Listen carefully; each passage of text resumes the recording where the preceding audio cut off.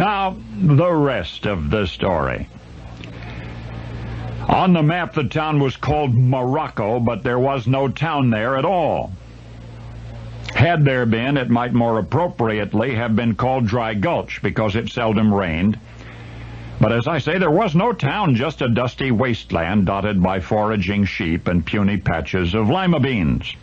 And that's what Bert Green found when his land and water company took over the property. A lot of acres, a lot of nothing. Lucky Bert. Folks had been trying to make a go of the land for as long as anybody thereabouts could recall. Cattle had grazed there originally, but during those long dry spells, the grass got sandy, and it wore down the herd's teeth prematurely. So, the cattle that did not die of thirst and starvation during those arid seasons lived only brief lives anyway. It was time for a change. The farmer decided to give wheat a try. They planted 2,000 acres of it. As though Mother Nature approved, the river nearby overflowed its banks that same year, grew to 7 miles wide some places. Newspapers from towns in the surrounding area reported the rain sarcastically.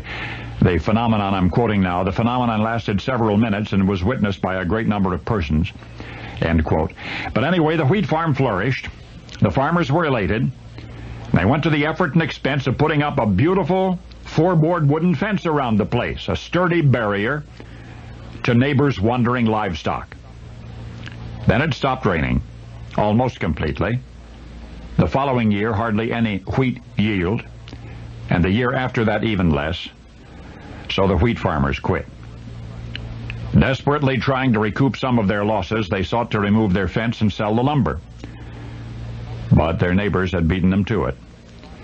The owners then tried to sell the entire parcel of land for $12,000. No takers. Eventually, it was Bert Green who bought Dry Gulch, the town that wasn't there. And for a while, he must have scratched his head over that acquisition. Then one day, Bert read a newspaper story about how President Taft was vacationing in Massachusetts. The name of that vacation spot gave Bert an idea.